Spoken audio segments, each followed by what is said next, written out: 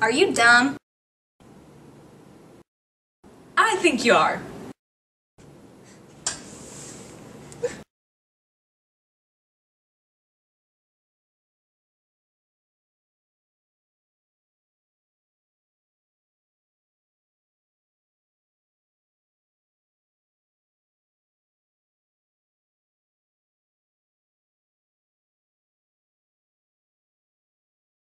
Important properties for problem type 1 are vertical angles and reflexive.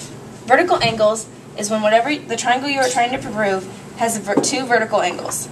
For example, BAC is automatically congruent to EDF because the angles are vertical to each other. Next is reflexive. Reflexive is when the triangle you are trying to prove shares a segment. For example, right here, DB is congruent to DB.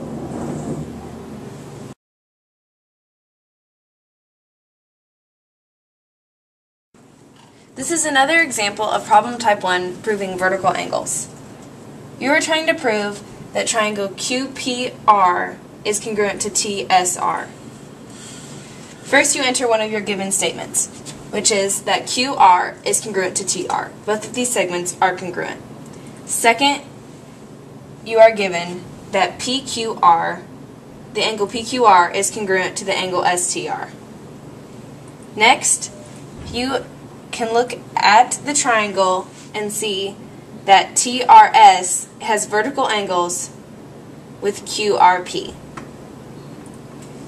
Then, after finding three congruent, you can then prove that triangle QPR is congruent to TSR because of the angle, side angle. And you use lines 1, 2, and 3. Now we're moving on to problem type 2. Important properties for problem type 2 are midpoint and bisectors. In a proof that you would be given, information was M is midpoint of BD. So it's stating that M is the midpoint of B and D, breaking it into two parts. BM is congruent to MD. Now on to bisectors. There could be two different bisectors, a segment and an angle. Angle AC bisected BD. That was what you'd be given. So it's saying that this angle bisected this line, or this segment bisected this line. Breaking this into two, which is segment BC is congruent to CD.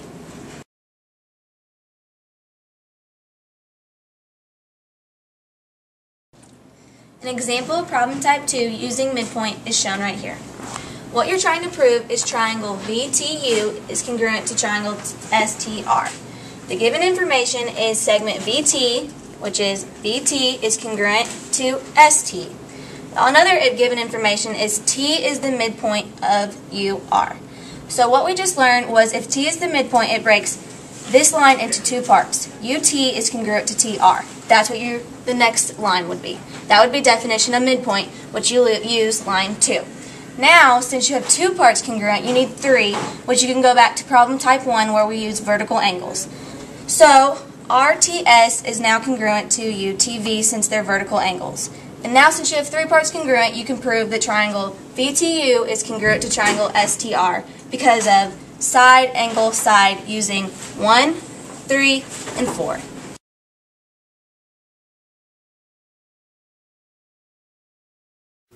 Welcome to Proofs for Dummies Day 2.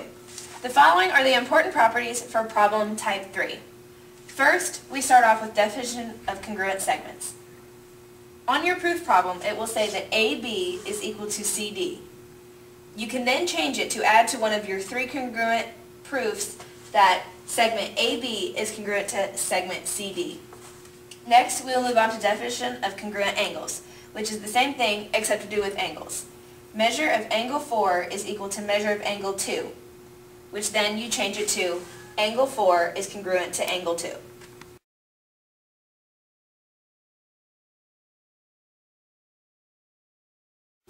The following is an example problem of problem type 3. We are trying to prove in problem type 3 that triangle SVR is congruent to triangle SUT. We first start off with our given information, which is that the measure of angle R equals the measure of angle T, and that SV equals SU. These both go with our definition of angles and definition of congruent segments. We then change it to that angle R is congruent to angle T, and that segment SV is congruent to segment SU. We have two congruent statements, now we need one more to prove the triangle. We go back to problem type 1 like we learned yesterday with the reflexive property, that they both share angle 5. All the triangles that it has been split up to share angle 5. So angle 5 is congruent to angle 5. We then can prove our triangle, that triangle SVR is congruent to triangle SUT using angle, angle, side, lines 3, 4, and 5. Now we're moving on to problem type 4. Important properties for problem type 4 are the following. Definition of perpendicular bisectors, which are almost the same thing, properties of parallel lines, and CPC-TC. In the following proofs, I will explain to you how you use them.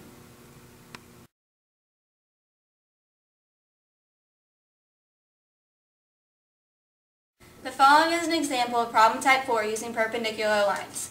First, you start out with your given information. Angle ABD is congruent to CBD. Also, segment BD is perpendicular to AC. This is the new part. So if you have perpendicular lines, you automatically get two right angles. That's where the next two come in. Angle BDA is a right angle because these are perpendicular lines. So that would be the definition of perpendicular using lines 2. Now, angle BDC, the other side, is also a right angle. So that would also be the definition of perpendicular lines using line 2. Now, from past experience, we know that all right angles are congruent. So angle BDA and angle BDC are congruent using the all right angles are congruent property using lines 3 and 4. Now we go way back to what we learned. Now we know the reflexive property. Angle BD is they both share. So now we do segment BD is congruent to segment BD reflexive. Now we have three parts congruent where we can prove our triangle. ABD is congruent to CBD using angle, side, angle. The following is an example of problem type 4 using parallel lines and CPC-TC. First, you're trying to prove segment ED is congruent to segment BA. You're first given your given information, which is segment EC is congruent to BC. So you automatically know that EC is congruent to BC. There's one part congruent. Now your second information is segment DE is parallel to segment AB. This is the new part. If two lines are parallel, then automatically the alternate interior angles are congruent. That is our reason for our next statement, which is ABC is congruent to DEC because these angles are congruent using lines 2. Now we'll go back to 4. Our next step, angle BCA is congruent to ECD. And this goes back to all we've learned with vertical angles. Now since we have three parts congruent, we can prove our triangle, which is triangle BCA is congruent to triangle ECD. And that was angle, side, angle, using lines 1, 3, and 4. But we're not done because what we were trying to prove is segment ED is congruent to BA. That's where the CPC-TC property comes in. The CPC-TC property means that if three congruent parts of a triangle are congruent, that means all parts of a triangle are congruent. So now since all of our triangles prove congruent, we can say that ED is congruent to AB using the CPC-TC property using lines 5. Dun, dun, dun, dun! Problem type 5. The following is an example of problem type 5. You might ask yourself, why is she wearing a mask? Well, because it gets a little rough. So first we're going to start out with what we proved. We're trying to prove the angle, or triangle ABD is congruent to triangle CBE, which is ABD is congruent to triangle CBD. First we're going to start off with our given information. CAE is equal to CD, and then angle A, measure of angle A is equal to measure of angle C. It gets a little echoey in here. Okay, now we'll go back to this problem type 3 where you go from congruent angles and congruent segments. So now you got the segment of AE is congruent to segment of CD. Definition of congruent segment from our first given information. Now we have angle A is congruent to angle C, which is our second given information, which is measure of angle A. So that's the definition of congruent angles. Now we get into the rough stuff. Angle A is congruent to angle C. Now why? Because I already told you that one. We're on to number 5. Angle AB is congruent to angle BC, which is because of the isosceles triangle theorem. That is your new property. Which means if two sides are congruent, then the whole triangle is a isosceles triangle, which we already proved that the angle and the side is congruent. But that's you're only proving one thing. Now we're going into bigger and better stuff. AE plus ED equals AD, which is segment addition. Then CD plus ED equals CD.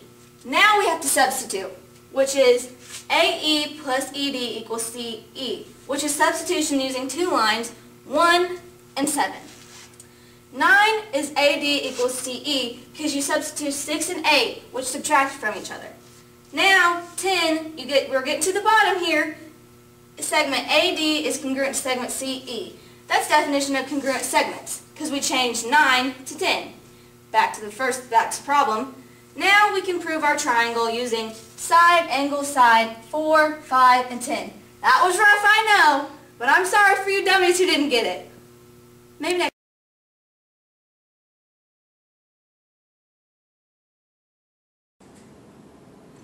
Proofs for Dummies!